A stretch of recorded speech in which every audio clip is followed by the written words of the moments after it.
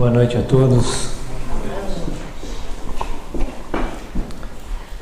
Que a nossa boa vontade possa prevalecer sobre as dificuldades que passamos no dia de hoje, sobre o mundo lá fora que muitas das vezes nos consome, e que a gente possa, nesse pequeno momento aqui de conversa, de um bate-papo, darmos uma prioridade ao Espírito. O tema, como foi dito, é Deus e Mamon, e daqui a pouco eu vou explicar quem é Mamon, porque eu fui fazer essa palestra numa casa, a pessoa pergunta: o que é esse Mamon? O que é isso? É Mamon? Eu falei: não, é Mamon, daqui a pouco eu explico, né? Então daqui a pouco eu vou explicar o que é. Mas antes disso, eu gostaria de dizer que na doutrina espírita eu aprendi muita coisa. Eu cheguei na doutrina já velho, já cheio de erros, cheio de equívocos, cheio de vícios. E quando se fala em evangelizar desde o ventre, eu tenho uma inveja danada, porque se eu tivesse sido evangelizado aos 10 anos de idade, eu seria uma pessoa bem diferente daquela que eu fui durante muitos anos, que eu desconhecia a doutrina espírita. E é interessante que eu desconhecia o Cristo também.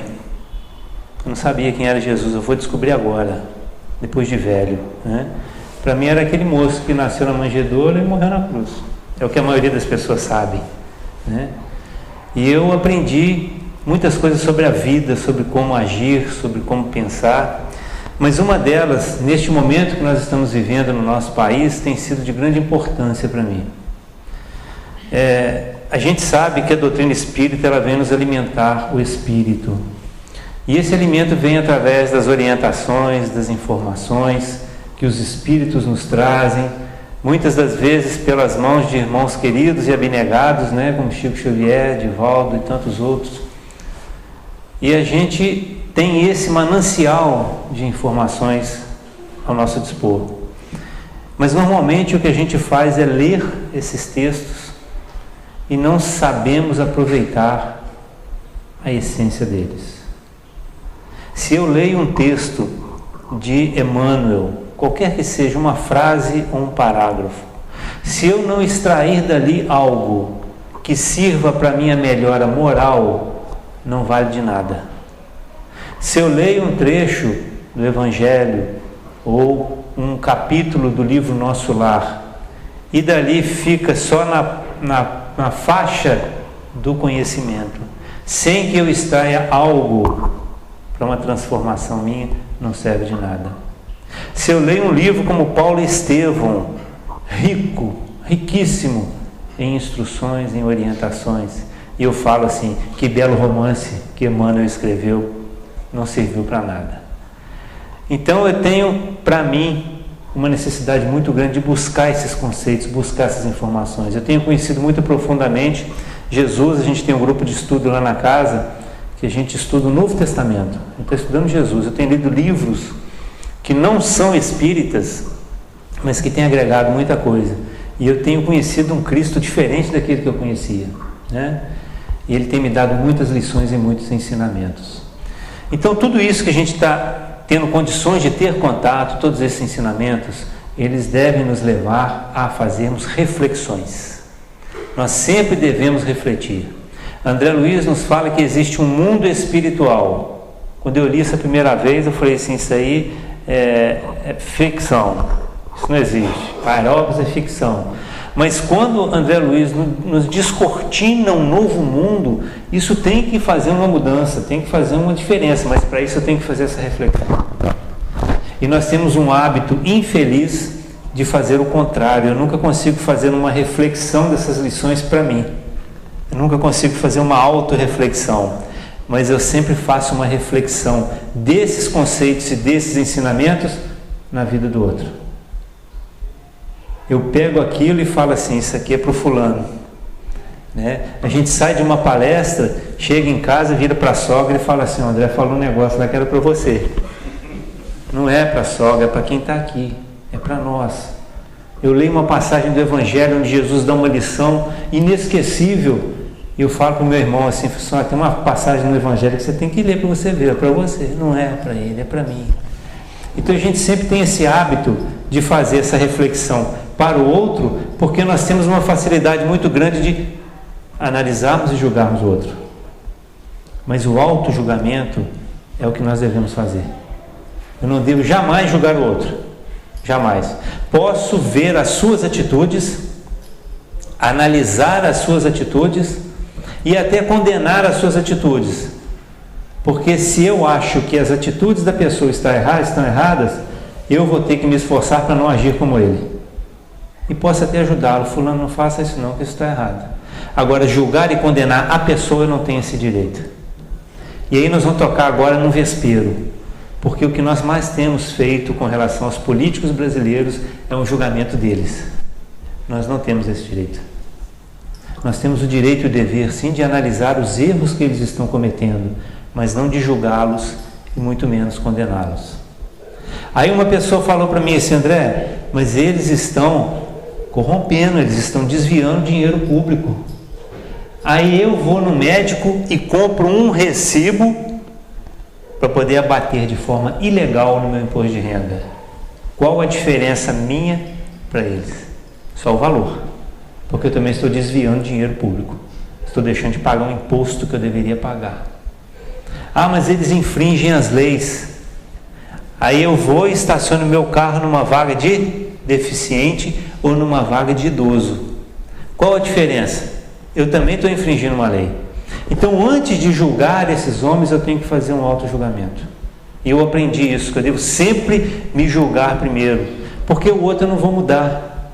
Eu não consigo mudar a política brasileira se eu não mudar a mim mesmo. Nós aguardamos aí com os braços abertos a regeneração do planeta, achando que o planeta vai se regenerar sozinho. Um passe de mágica, nós vamos ter as matas mais verdes, os rios mais limpos, o oceano mais azul, os animais rodando por aí sem serem atacados. Isso só vai acontecer o dia que eu tiver a consciência de que eu tenho que fazer a minha regeneração íntima, porque aí o somatório das nossas regenerações irá refletir no planeta e teremos um planeta mais verde, não porque ele regenerou, mas porque eu passo a respeitar a natureza. Nós vamos ter um planeta sem violência, não porque o planeta simplesmente perdeu a sua violência, não, porque eu tirei de dentro de mim a violência íntima que eu tenho e que todos nós temos. Todos nós. Ontem eu passei por uma situação que eu fiquei irritado comigo mesmo depois. A minha esposa foi me levar no hospital, que eu fui fazer um exame, e a gente lá no Monte Sinai, e a gente não sabia onde é que era, lá dentro tem você entra e não sabia onde é que era o estacionamento. Nisso veio passando um senhor e o carro, minha esposa parou o carro perto dele.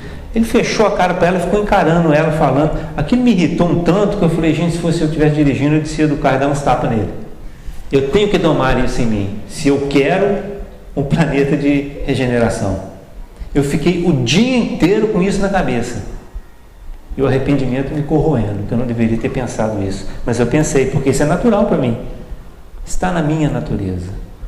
Então a gente tem que sempre pensar isso, em fazer essa reflexão para dentro, porque a gente tem muita coisa para refletir ainda, muita coisa, e a gente comete erros, e esses erros eles acontecem em função de um instrumento que nós julgamos ser talvez um dos maiores dons que Deus nos deu, uma capacidade especial que ela dá ao espírito já criado e que ainda não possibilita ao princípio espiritual que habita as regiões inferiores da evolução, como é o caso das plantas, dos animais, etc., que é o livre-arbítrio.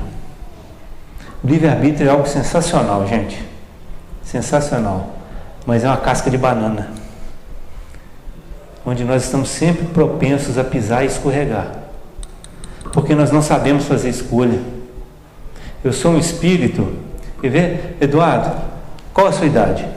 50. Não, essa é a idade do seu corpo, eu quero saber a sua idade.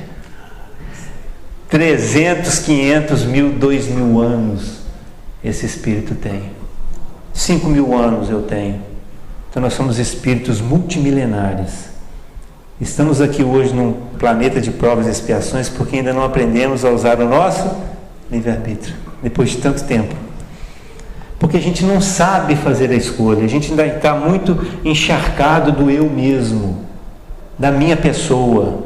Quando eu tenho uma escolha a fazer, 2 caminhos a escolher, qual a pergunta que eu faço? Qual o melhor caminho que eu devo seguir para mim? Essa não é a pergunta que eu devo fazer. A pergunta que eu devo fazer é: qual o caminho que eu devo escolher desde que eu não prejudique a ninguém? Mesmo que aquele não seja melhor para mim, é ele que eu tenho que escolher. Mas o eu nessa hora prevalece e eu escolho aquele que é melhor para mim. É o que os nossos políticos equivocados estão fazendo. Eles estão olhando para eles, estão vendo que aquela é a melhor escolha para eles. Estão se esquecendo de hospitais que estão ficando abandonados, escolas sem professores, sem estrutura, pessoas morrendo na fila do SUS. E eles têm essa responsabilidade, mas é impressionante como eles se apresentam de uma forma como se eles estivessem certos do que estão fazendo. Do que eles estivessem certos. Jesus, em todos os momentos em que Ele nos ensina, Ele sempre, aproveita a oportunidade para nos falar de escolhas. Ele sempre propõe escolhas para nós. Tem uma passagem onde um homem pergunta para ele o seguinte: Senhor, serão muitos os que se salvarão? É uma pergunta interessante, porque todo mundo está querendo ser salvo. Cada um dentro do seu pensamento do que é salvação. Para uns a salvação é sentar ao lado direito do Pai, para outros a salvação é não ter problema na vida, Para mim a salvação é chegar a ser um espírito puro. Então a gente percebe que a salvação para nós está longe, está muito mais longe do que aquele que pensa que vai sentar à direita do Pai, porque isso precisa de uma encarnação. E nós vamos ainda caminhar muito tempo para chegarmos à perfeição, para atingirmos a perfeição. Então quando ele faz essa pergunta a Jesus, talvez ele estivesse esperando a seguinte resposta: meu filho, não se preocupe com isso, porque você está comigo aqui, você já está salvo. E Jesus, na sua sabedoria e na sua forma muito interessante de responder as perguntas das pessoas, ele lança uma reflexão para aquele homem. Ele faz com que ele pense nele, porque ele é o responsável pela sua salvação, e não é Jesus. Jesus não salva ninguém, porque se ele salvar um, ele tem que salvar todos, porque ele é nosso irmão. Ele encarnou no planeta de provas e expiações, sem precisar, e ele fez isso porque nos ama a todos no mesmo nível. Então ele não salva ninguém. Então Jesus devolve para ele a pergunta, fazendo ele refletir sobre a escolha dele. E ele diz a ele: olha, porfiai por entrar pela porta estreita, porque muitos tentarão e não conseguirão. Então Jesus coloca aí um ponto de reflexão para a gente. Esforce-se para entrar pela porta estreita, porque muitos tentarão e não conseguirão. A porta estreita é a porta que leva à salvação, e a porta larga é a porta que leva à perdição. Racionalmente falando, usando a razão, qual é a mais fácil? É a porta larga, é a mais fácil. Por que eu não consigo passar pela porta estreita? Eu que sou magrinho, de lado, será que eu não consigo? Não. Sabe por quê? Vocês não estão vendo, mas eu estou usando uma mochila aqui. Essa mochila deve ter uns 5 metros de comprimento. E eu carrego nessa mochila muitas coisas que eu julgo ser importantes. Eu carrego ainda nessa mochila o egoísmo, o orgulho, a vaidade, a falta de caridade, a falta de fé, a falta de perdão. Tudo aqui, os meus erros do passado, aqueles que eu não consegui vencer ainda, eu vou carregando eles comigo.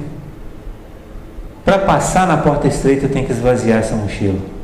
Por isso que ele fala que muitos vão tentar, mas não vão conseguir. Porque para passar por ela tem que ser um espírito que esteja determinado a se libertar disso tudo. E vai encontrar um caminho difícil, porque leva ao caminho da salvação, que é um caminho difícil. Então é como se fosse o início da nossa caminhada, o início dela. E essa é uma escolha difícil de fazer, muito difícil, porque eu não quero abrir mão dessas coisas. Não quero. E a gente às vezes questiona, a nossa justiça brasileira, a justiça dos homens, que a gente vê tanta coisa errada acontecendo e a justiça não faz nada. Aí a gente vai e critica o judiciário, critica o doutor fulano de tal. Gente, estou falando isso porque eu faço, tá?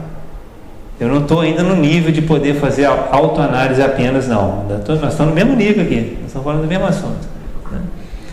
Mas eu tenho uma frase que me consola muito. Ao mesmo tempo me apavora. É uma frase de Paulo de Tarso, numa de suas cartas, eu acho que é Carta aos Gálatas, quando ele diz o seguinte: é uma frase simples de se entender e não tem uma análise sobre ela. É o que ele está dizendo. Deus não se deixa escarnecer.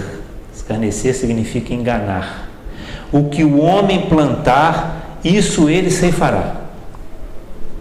Muito claro. O que eu planto, eu colho. Ninguém vai colher por mim. Gostaria muito de colher os frutos que os meus filhos plantaram, mas eu não posso. Eles é que vão ter que colher. A lei de Deus não é uma lei de pena como a que Moisés ensinou. Pena de talião, olho por olho, dente por dente. Não é. Mas de alguma forma eu vou ter que colher os frutos que eu estou plantando na minha vida. Ninguém vai colher por mim. Então, quando a nossa justiça humana falha, essa lei, essa justiça entra em vigor. Aí a gente vê uma criança que nasce numa cadeira de rodas e tem a sua vida toda presa a uma cadeira de rodas. A gente não deve falar assim, está pagando. Não, mas a gente tem que entender que ali a lei de Deus de alguma forma está funcionando. Talvez até não seja nem aquele espírito que precisasse passar por aquela experiência, mas sim os seus pais.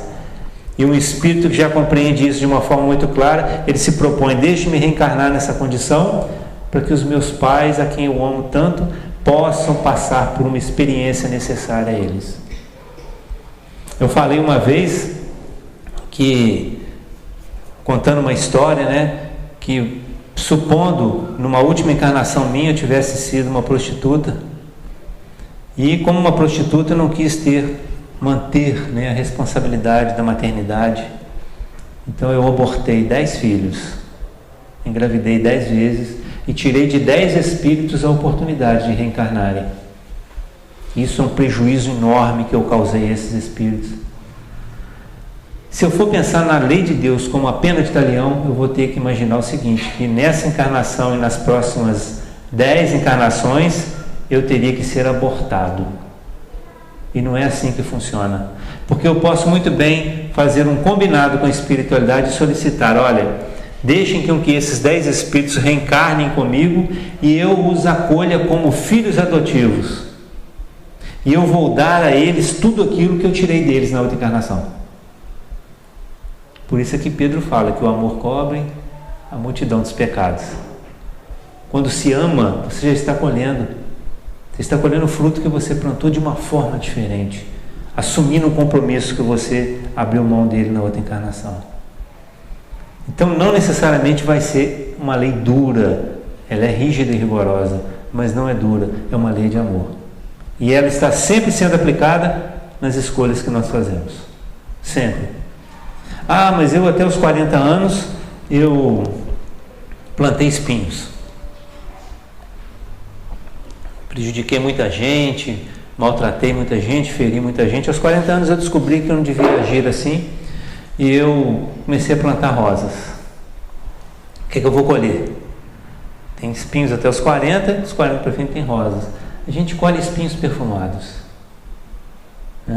Então tem formas e formas da gente resgatar, mas em função das nossas escolhas. A gente faz escolha desde manhã, quando acorda, A gente pode acordar e dar um bom dia para a família, pode simplesmente ignorá-los. A gente pode acordar, pegar o ônibus para ir para o trabalho, agradecer o trocador e o motorista, ou simplesmente achar que eles são meus empregados. Eu posso ajudar alguém na rua, coisa simples, mínima, carregar uma sacola, ajudar a atravessar a rua, dar um bom dia. São escolhas que a gente faz. Tratar com carinho e com respeito aquele colega de trabalho que eu tenho um sentimento de antipatia por ele. Esse é o melhor. E voltar para casa de noite e encontrar no mesmo quarto que o meu, aquela pessoa que é o meu desafeto, apesar de ser meu irmão de sangue. Eu tenho que escolher me manter nessa situação ou transformar esse sentimento num sentimento de afinidade. Então essas escolhas, elas são muito difíceis. As escolhas que a vida nos impõe são extremamente difíceis pela nossa inferioridade.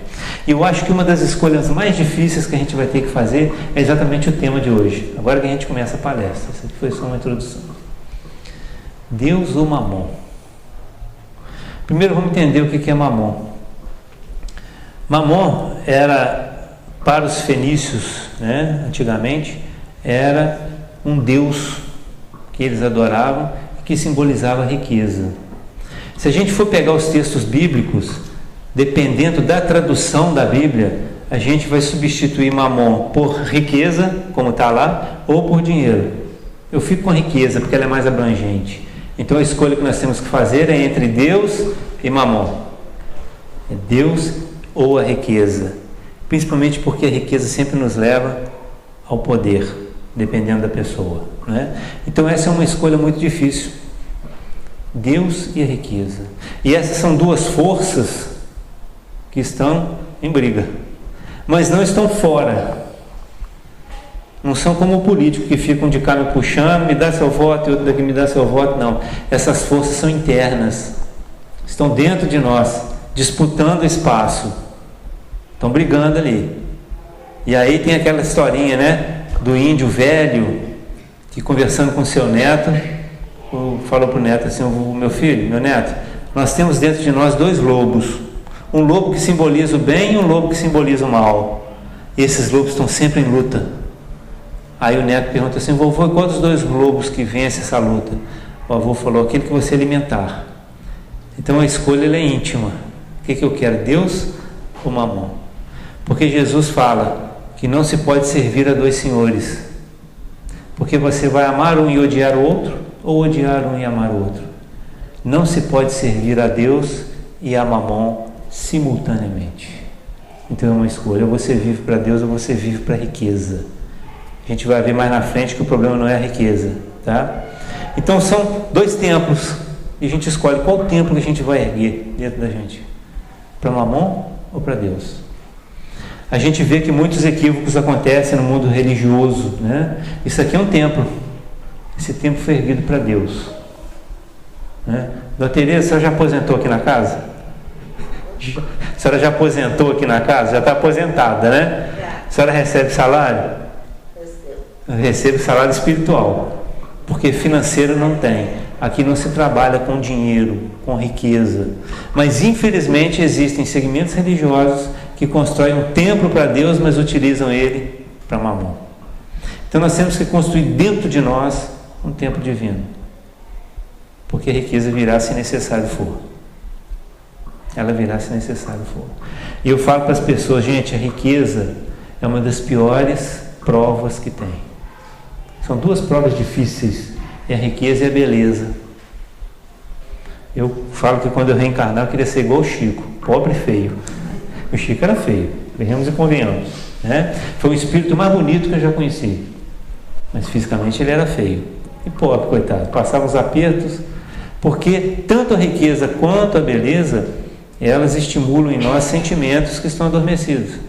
E tem outra coisa: se você é rico, você nunca sabe se as pessoas que estão ao seu redor são seus amigos ou se são amigos do seu dinheiro, se estão interessados em sua beleza espiritual ou na sua beleza física. Eu trabalhei em São Paulo num Banco Safra, acho que era até uma das filiais lá, não sei se era a matriz, e o dono dele, o antigo dono que já desencarnou, era riquíssimo, ele tinha muito dinheiro. Para vocês terem uma ideia, ele tinha um sósia, e ele tinha dia que ele entrava pela garagem de carro e o sósia entrava de helicóptero, chegava de helicóptero no prédio. No outro dia ele invertia, porque ele tinha medo de ser sequestrado. Ele devia ser ameaçado de sequestro.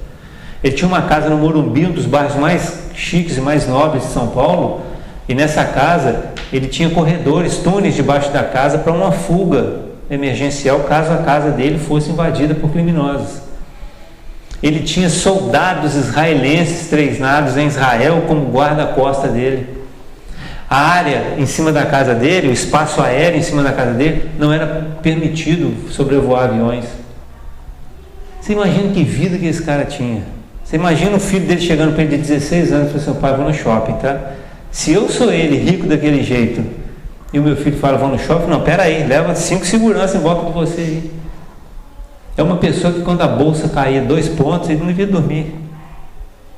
Então a riqueza não é o que a gente pensa. Olha, se nós aqui agora estivéssemos todos desencarnados, estivéssemos prontos para reencarnar, e aí entrasse ali um espírito superior que iria fazer a nossa reencarnação, ia julgar a gente para a Terra. Se ele chegasse aqui e perguntasse: olha, gente, quem quer nascer na riqueza, fica do meu lado esquerdo. Quem quer nascer na miséria, na pobreza, fica do meu lado direito. Precisa mudar de lugar, cada um pensa. Eu aconselharia vocês a ficarem desse lado aqui. Aconselharia. Porque a riqueza, quando ela não sabe, né, a pessoa não sabe utilizar bem, ela vira uma arma contra a gente. Contra a gente. Jesus fala que a riqueza ela nos prende, ela nos amarra na terra, como um laço que a gente fica preso ali. É muito comum a gente ver isso nas reuniões mediúnicas, quando o espírito chega lá reclamando porque estão morando na casa dele. A gente fala: meu filho, a casa não é sua, mas nunca foi, você pagou a prestação dela a vida inteira, ela não vai ser sua. Meus filhos estão brigando, estão gastando meu dinheiro todo, não é mais seu. Por isso é que Jesus fala: vamos juntar os tesouros dos céus, porque esses são eternos. Esse a traça não corrói, a ferrugem não rói e o ladrão não rouba. Mas a gente quer amontoar tesouros na terra. Tem aquele ditado que diz que quando mais tem, mais quer. Eu me lembro quando foi preso um desses políticos aí, que eu não sei quem era, que tinha um salário excelente, um salário que qualquer um de nós aqui levaria uma vida super tranquila com o salário daquele. E ele ainda juntou dinheiro num apartamento, não sei quantas caixas de dinheiro. Para quê? Para quê? Aquele dinheiro ali é dívida, é débito, não é crédito que ele está assumindo para ele. Mas o problema é que nós somos muito estimulados pelas sensações físicas. Se eu chegar com um bolinho de dólar aqui, dessa altura assim, todo mundo fica olhando, chama os nossos olhos. Se eu trouxer uma peça de ouro, um diamante, aquilo chama a atenção aos nossos olhos. Isso tudo vem via olhar, quando a gente enxerga aquilo. Quando a gente vê um carro bonito na rua, a gente não, né? Camaro, outro dia eu vi um Camaro, fiquei olhando e falei assim: é um carro bonito. Aí tinha alguém comigo que perguntou: você queria ter um desse? De jeito nenhum. O meu salário não paga um parafuso desse carro aí, por que eu vou querer ter um carro desse? Para ficar na garagem parado, né? Então chama atenção. Aí eu estava lendo outro dia no Evangelho segundo o Espiritismo, eles estavam conversando com um espírito chamado Vianney. Esse espírito foi evocado e eles tinham, quem estava conversando com o espírito, tinha uma jovem junto que era cega.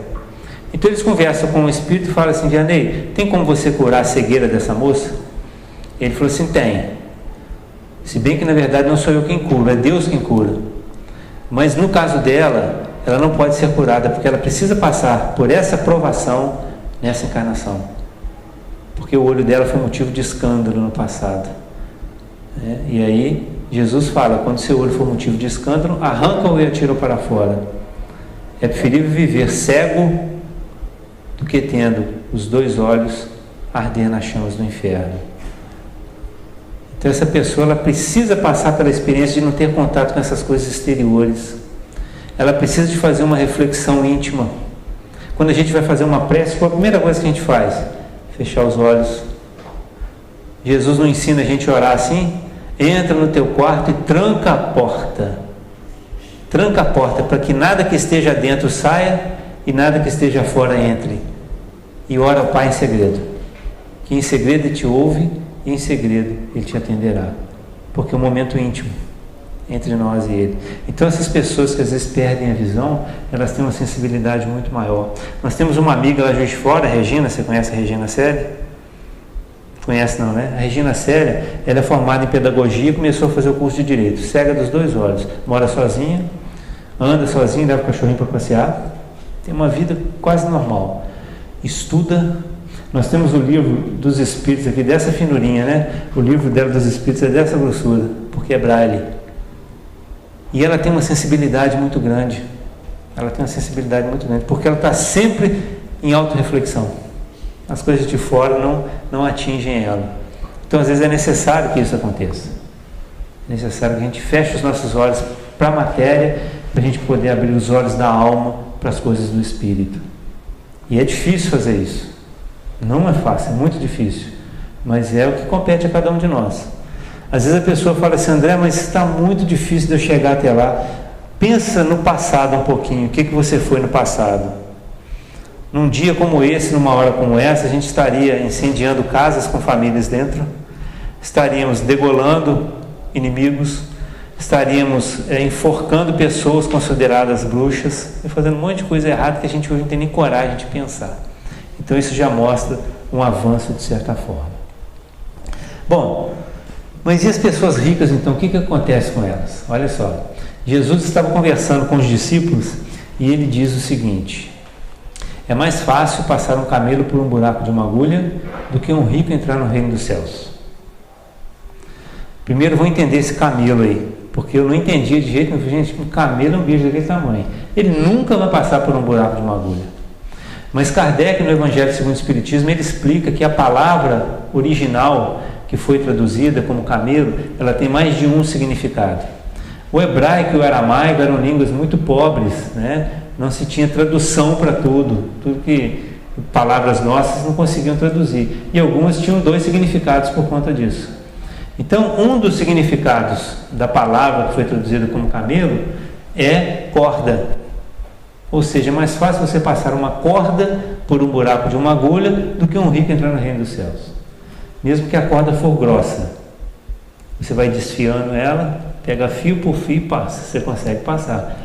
Não é impossível, porque os discípulos arregalaram os olhos e falaram assim: então nenhum rico vai entrar no reino dos céus. Não é isso que Jesus falou.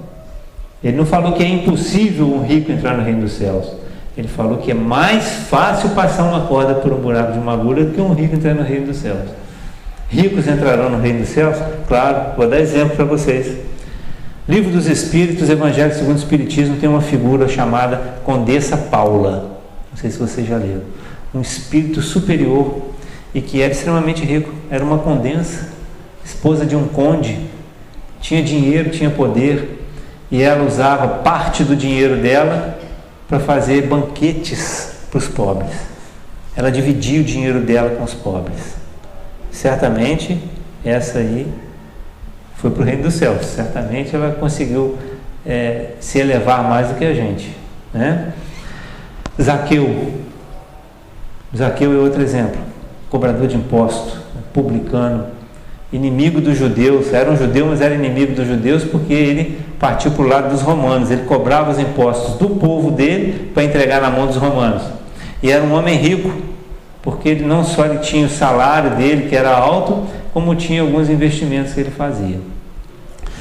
E Zaqueu um dia soube que Jesus iria passar pela estrada de Jericó, a terra onde ele morava. E ele ficou curioso em conhecer Jesus.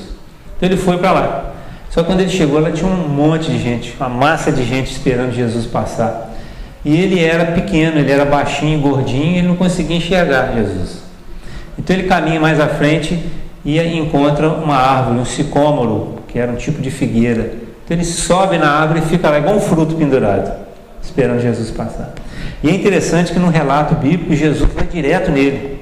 Jesus não para em lugar nenhum, chega nele e fala assim: Zaqueu, desce daí e vai para a tua casa, que hoje importa que eu esteja com você. E Zaqueu vai para casa. Os judeus começam a olhar aquilo e falam assim: olha só, Jesus está conversando com um criminoso. Olha o julgamento que eles fizeram de Jesus, né? Assim como condenaram ele quando ele conversou com prostituta, quando ele conversou com fariseu, e ele conversava com todos no mesmo nível, para ele não tinha diferença. Então Zaqueu vai para casa e Jesus vai e encontra com ele na sua casa. E ele vira para Jesus e fala assim: Senhor, a partir de hoje eu vou dividir todo o meu dinheiro na metade com as pessoas que precisam. E vou retribuir o quíntuplo, 5 vezes, todo o mal que eu fiz aos outros. Aí Jesus vira para ele e fala assim: hoje a salvação entrou nesta casa. Então Zaqueu era um homem rico que soube compreender a necessidade de ajudar os outros e de não manter a riqueza consigo. E nós temos um exemplo nosso aqui no Brasil de uma pessoa que eu sempre admirei, sempre acompanhei na sua carreira, foi Ayrton Senna. Eu não perdi uma corrida do Ayrton Senna. E eu só fui saber que ele tinha um instituto que ajudava crianças depois que ele desencarnou. Foi uma pessoa que não anunciou nada para ninguém. Foi uma pessoa que fez um trabalho maravilhoso. Porque aqueles que vão na televisão falam assim: gente, eu vou doar uma casa para essa família. Isso não é caridade. Isso é autopromoção. Caridade é aquela que a sua mão esquerda não sabe que dá a mão direita, né? Então não precisa anunciar para ninguém. Então o Ayrton Senna é um exemplo também de um espírito que já compreende a necessidade de dividir, né, com os outros. Então entrar no reino dos céus é difícil, um rico por causa disso. Porque muitos não sabem utilizar o dinheiro. Muitos não sabem usar o dinheiro. A riqueza ela tem a capacidade de estimular em nós algumas sementinhas que estão adormecidas. Nós temos a semente aqui dentro do orgulho, da vaidade, né, que a gente plantou. Temos também a semente do amor, do respeito, do carinho, do afeto, da caridade.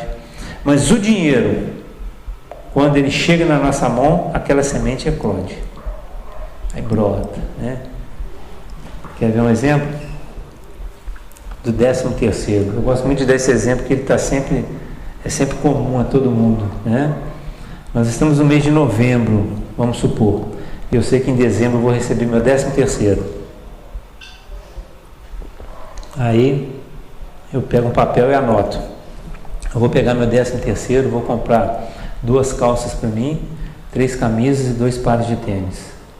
Vou pegar uma parte desse dinheiro, vou dar para o meu irmão, que ele está fazendo puxadinho na casa dele, para ele comprar tijolo e cimento. Vou pegar uma parte do dinheiro, vou dar para minha mãe, para ela comprar uns remédios para ela que ela toma, que são caros. E um outro dinheiro eu vou dar para minha avó para pagar, ajudar a pagar o plano de saúde dela. Tudo planejado, tá? Tudo anotado. Quando eu recebo o dinheiro e tenho ele na mão, eu mudo o meu planejamento. Porque eu vou precisar, na verdade, de 4, 5 calças, 6 camisas e 7 pares de tênis. Eu não vou poder ajudar ninguém. Quando eu não tenho dinheiro, eu planejo. Quando ele está na minha mão, eu gasto de forma equivocada. E eu não estou falando isso de teoria, não. Estou falando isso de prática. Certa vez, eu fui funcionário do Banco do Brasil durante um tempo. E o sindicato, trabalhei em Três Rios. E o sindicato lá entrou na justiça contra o banco. Demorou vários anos. Eu já tinha até saído do banco na época, quando saiu o dinheiro. E antes de sair o dinheiro, eu falei assim, gente, eu vou ajudar o fulano, vou ajudar o ciclano, vou ajudar o beltrano. Eu fiz igual o 13º, eu gastei ele todo e não ajudei ninguém. E é assim que funciona, né? Então a gente é estimulado, né, a esse tipo de coisa. A gente acaba planejando quando não tem, mas quando tem, cresce, aquela semente brota, germina, né? E a gente faz as coisas erradas, não faz do jeito que a gente deveria fazer.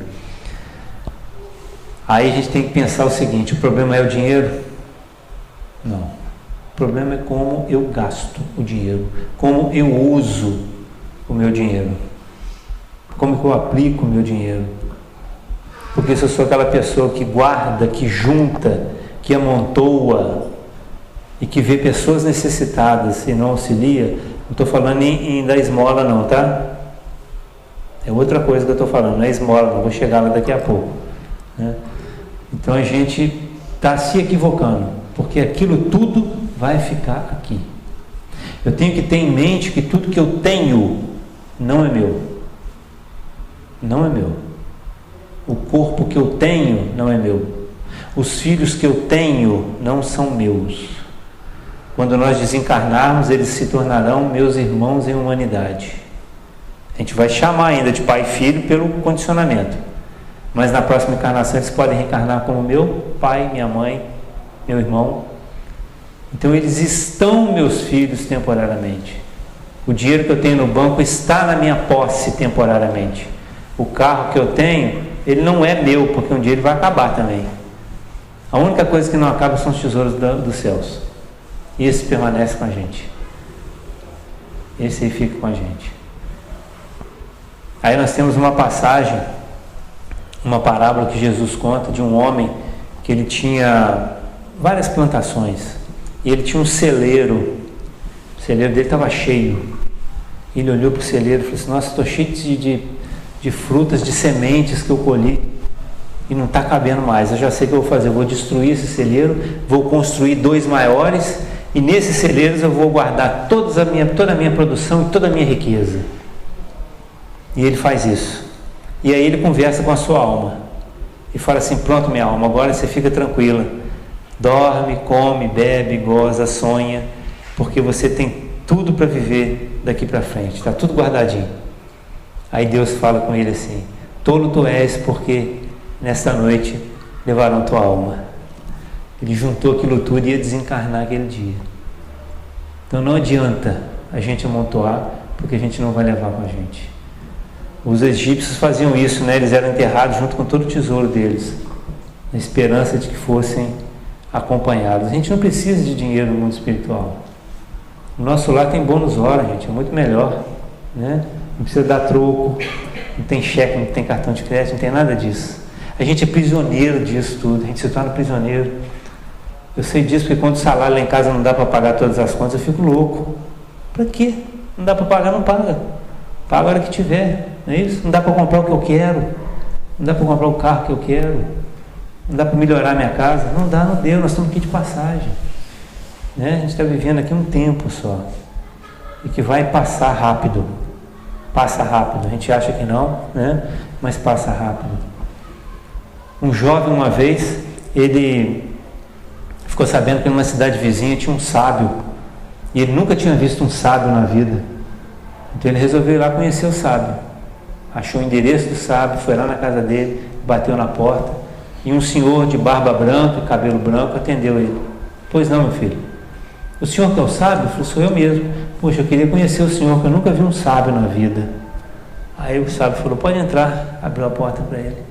Ele entrou. E quando ele entrou, ele se assustou, porque ele reparou que o sábio não tinha na casa dele sofá, mesa, cadeira, televisão, geladeira, fogão, mesa, não tinha nada. A casa era vazia. Só tinha num cantinho assim um colchonete com travesseiro e uma peleja. Uma peleja, para quem não sabe, é aquele cobertorzinho curto, né, que você cobre o pé, você cobre a cabeça, você cobre a cabeça, você cobre o pé, fica na peleja ali a noite inteira, né? E ele falou assim, como pode um sábio não ter nada na casa dele? Ele é um sábio. Aí perguntou para o sábio, seu sábio, cadê as coisas do senhor? Aí o sábio perguntou para ele assim, cadê as suas coisas? Eu falei, não, mas eu estou aqui de passagem. O sábio falou para ele assim, eu também estou de passagem, não preciso de muita coisa aqui não.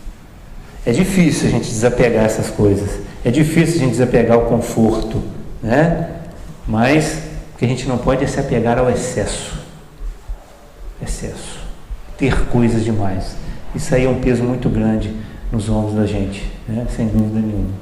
Então o problema todo, gente, é o que nós fazemos da riqueza. A gente tem possibilidade de fazer coisas boas com a riqueza, mas a gente sempre faz coisas erradas. Tem pessoas que são tão egoístas, tão avarentas, que elas são egoístas com elas mesmas. Não sei se vocês conhecem alguém assim. A pessoa tem tudo do bom e do melhor, mas ela não usa, ela vai guardando, ela vai juntando, né? E ela passa necessidade. A gente tem mania de juntar as coisas, né? Eu tenho umas camisas lá em casa assim que já não dava mais para usar. Minha mulher falava assim, vamos dar essas camisas. Não, ainda dá para servir aí, para mandar um negócio. Um dia que eu cheguei e falei, toma, leva tudo. Ela está montando um bazar beneficente. Eu falei, toma, leva tudo. Mas é difícil, aquilo doeu para mim. De vez em quando eu procuro uma camisa, eu falo, aquela camisa, né? Então você vê que o desapego é coisa pouca. E a gente se equivoca com relação a isso, né? Porque a gente passa, vê e acha que aquilo ali vai ser... A única coisa que eu tenho lá em casa até hoje, que é antigo, é a primeira camisa que eu ganhei de presente de aniversário da minha esposa. É um baby look hoje, né? Ela está aqui, ó. Mas está lá guardadinha. A Miriam já falou comigo, joga isso fora. Eu falei, isso aqui eu vou pôr num quadro, vou pendurar aqui. Então tem o quê? Tem 40 anos a camisa. Está inteirinha, gente, por Deus, inteirinha. Então tem pessoas que são tão egoístas com elas mesmas. Eu agora vou saber um pouco da idade de vocês aqui pelo sorriso. Antigamente tinha uma novela que passava que tinha uma figura emblemática que trazia essa noção para a gente da pessoa que é egoísta com ela mesma, que era o senhor Nonô Correia, né? Quem assistiu essa novela lembra dele, era o como é que chama? Ari Fontoura que fazia o papel. E ele era tão egoísta, mas tão egoísta que ele comia comida requentada, ele comia pão dormido, ele se vestia mal, ele morava mal, mas ele tinha um quarto fechado, lotado de dinheiro, de ouro, de joia, de brilhantes. Então ele era tão egoísta que com ele mesmo ele não gastava, podia ter uma vida mais tranquila, e era pão duro com os outros, obviamente, né? Se ia comer na casa dele era uma fatia de pão, se pegasse dois ele brigava, né? Então o problema não é o dinheiro que ele tem, é como ele está usando o dinheiro. Um bisturi de médico pode matar e pode salvar, não pode? Na mão de um médico habilidoso pode salvar uma vida, na mão de um criminoso pode matar. O problema não é o bisturi, é a mão que está operando o bisturi. Tem um veneno chamado arsênico, vocês já ouviram falar? É um veneno letal. Eu tomei arsênico várias vezes na minha vida. Várias vezes. E não desencarnei, estou aqui. Porque o arsênico é um dos compostos da medicação homeopática. Tem remédio homeopático que tem arsênico em dosagens precisas. Então o problema não é o arsênico, é o uso que eu faço dele, né? Então esse é o problema da riqueza. Eu estou falando isso porque senão tem gente que vai sair daqui e vai começar a vender as coisas que tem em casa. Não é isso não. É a gente saber utilizar essa riqueza. Saber utilizar. E saber utilizar de uma forma equilibrada é você construir algo que produza empregos, por exemplo. Eu tenho muito dinheiro, o que eu vou fazer? Vou dar esmola? Não, porque esmola eu acho que hoje em dia é perigoso, porque o mundo das drogas está consumindo esses moradores de rua. Você dá dinheiro para ele usa droga. Eu só ajudo quando me fala que está com fome, eu compro um pão e dou para ele, compro um almoço e dou para ele, mas dinheiro eu não dou mais por conta disso, né? Mas tem como você utilizar a riqueza dessa forma, pagando salários dignos, tirando pessoas da rua e trazendo para sua empresa para trabalhar, ou de alguma outra forma. O morador de rua está passando ali, fala com ele, capina para mim aí, ele pede dinheiro, me dá 10 reais, capina aí que eu te dou 10 reais.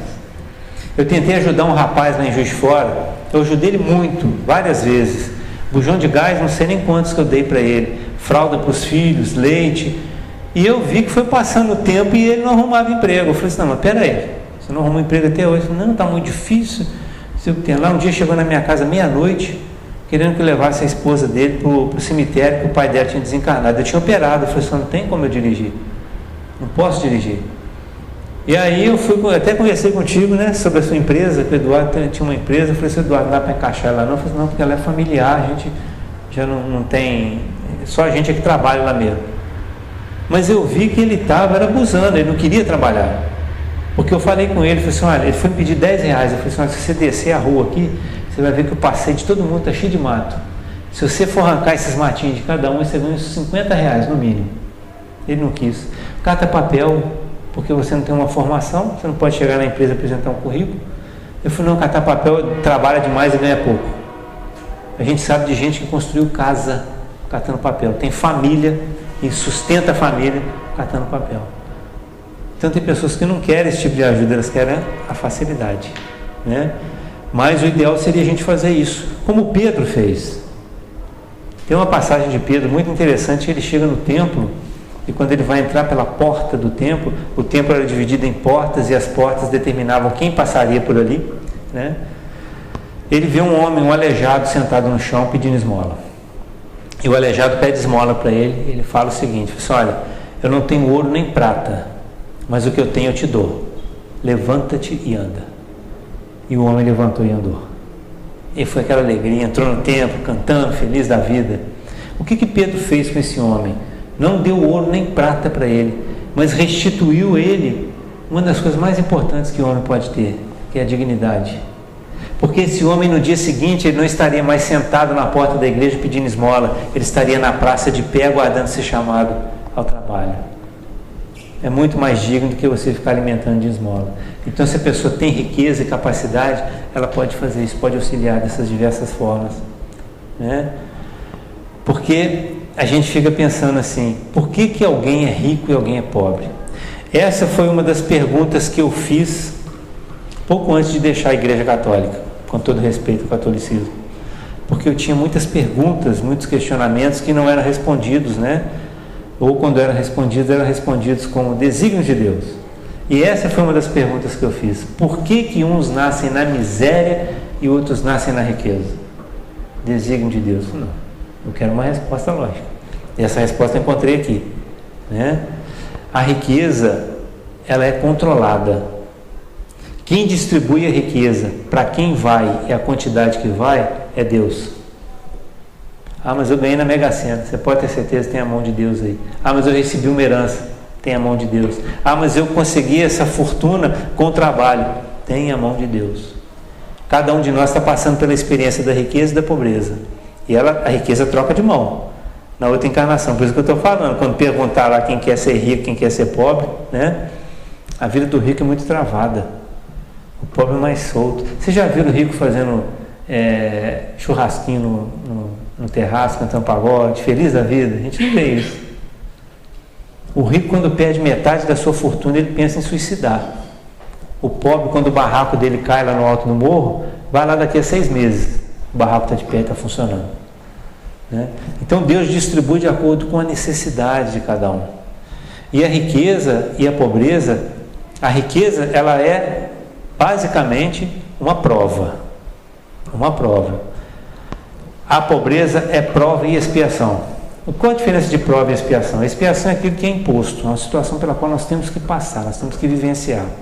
E a prova é algo que nós vamos fazer para ver se a gente superou as nossas dificuldades. É igual o aluno, estuda o ano inteiro, fica privado de ir na rua, de jogar bola, de brincar com os colegas porque está estudando. Expiação. No final do ano ele faz uma prova para ver se ele soube aproveitar a expiação dele. Então a riqueza, ela é uma prova. Por quê? Porque em outras encarnações eu fui rico e errei, cometi erros, usei a riqueza de uma forma equivocada, passei pela miséria e agora eu peço, olha, deixa eu ver se eu consigo conviver com a riqueza de forma equilibrada. Aí eu reencarno como uma prova, eles me dão essa prova, põe a riqueza na minha mão. A pobreza não, a pobreza é uma expiação, porque é dura, né? A pessoa passa necessidade, a pessoa às vezes não consegue emprego, vai morar na rua, a família passa necessidade, mas ao mesmo tempo é uma prova. Por quê? É na pobreza que a gente vai ver se nós somos resignados e obedientes à lei de Deus. É na hora da dificuldade que a gente vê o tamanho da nossa resignação. Então Deus sabe na mão de cada um que Ele deve colocar a riqueza. Ele tem condições de fazer isso. E infelizmente muitas pessoas acham que a riqueza é o motivo da felicidade. Eu só vou ser feliz quando eu for rico. Não vai não. É ilusão. Meu irmão uma vez falou uma frase que eu fiquei até triste quando ele falou isso. Ele falou assim, André, a riqueza não traz felicidade, ela manda comprar. Eu falei, a felicidade não se compra, filho. Felicidade é uma construção íntima. A gente conhece pessoas riquíssimas que têm depressão. Pobre, é difícil de pobre ter depressão, né? Ele está sempre alegre, a coisa está ruim, mas não tem jeito. Talvez porque já está numa situação, num nível tal, né? Que ele não tem o que perder. O rico não, o rico pode perder um monte de coisa. Pode perder um monte de coisa. Então é bom a gente fazer igual Zaqueu, né? Que distribui dentro da medida, da necessidade. Mas então, por que, se tem toda essa dificuldade, por que Deus não faz o seguinte? Não pega toda a riqueza do mundo e divide igual para todo mundo? Ia ser legal, né? Cada um ia ficar com alguns centavos, para começar. Porque não tem riqueza suficiente para ficar todo mundo rico, né? Ia ficar com alguns centavos. E tem um detalhe, está nascendo mais gente do que morrendo. Então está aumentando a população, vai diminuir essa faixa para cada um. E se Deus fizesse todo mundo pobre, porque ninguém ia querer ter o dinheiro do outro, ia ficar todo mundo no mesmo nível. Seria um retrocesso, porque a gente não teria empresas, não teríamos indústrias, não teríamos ninguém para trabalhar, para produzir alguma coisa para a gente ia viver num retrocesso mesmo, inclusive tecnológico. E se Deus fizesse todo mundo rico? Aí seria legal, todo mundo tem dinheiro, ninguém vai desejar dinheiro do outro, vai todo mundo viver num nível maior, né? Aí eu pergunto o seguinte, quem é que iria recolher o lixo da nossa rua? Porque o gari também estava rico, ele não vai recolher mais lixo. Quem que vai fazer o pãozinho para a gente tomar um café? Não teria, porque a pessoa está rica, está lá em Bariloche, né? Então Deus sabe distribuir da melhor forma possível essas riquezas nas mãos de cada um que necessita, que tem condições de tê-lo. Por isso que eu não devo cobiçar o do outro. Puxa, fulano é rico, por que eu não sou? Espera, porque o dia vai chegar. Quando for necessário, quando for possível, quando você tiver capacidade de administrar isso, você vai passar por essa prova. Não tenha dúvida. Não tenha dúvida. E a gente, quando olha uma pessoa rica hoje e uma pessoa pobre, a gente imagina o nível, né, a diferença de nível entre os dois. O rico tem tudo, tem todo o conforto, todo o dinheiro, não lhe falta nada, e o pobre falta tudo, material. E aí Jesus conta uma parábola para a gente, que é a última coisa que eu vou falar. Nosso tempo já está esgotando. É a parábola do homem rico e de Lázaro. E ele fala assim, havia um homem rico muito rico, e na porta da casa dele dormia Lázaro, um mendigo que não tinha nada e não conseguia nem se alimentar das migalhas que caíam do prato do homem rico. Cheio de feridas, os animais iam lamber as suas feridas, e um dia Lázaro desencarna. E ele é recolhido pelos anjos e levado aos céus, e fica junto de Abraão. O homem rico desencarna também, é recolhido e é acolhido pelos diabos e levam ele para as profundezas. O homem rico, chegando no mundo espiritual, ele vê que Lázaro está acima dele, junto de Abraão. Então ele pede a Abraão: Abraão, peça que ele venha aqui molhar minha boca, que está muito seca por causa do calor do fogo. Aí Abraão fala assim: meu filho, isso é impossível. É impossível ele ir aí, é impossível você vir aqui, porque a distância entre vocês é muito grande. Então a gente percebe que aqui na Terra, o homem rico está numa posição superior ao homem pobre. No mundo espiritual isso não vale nada.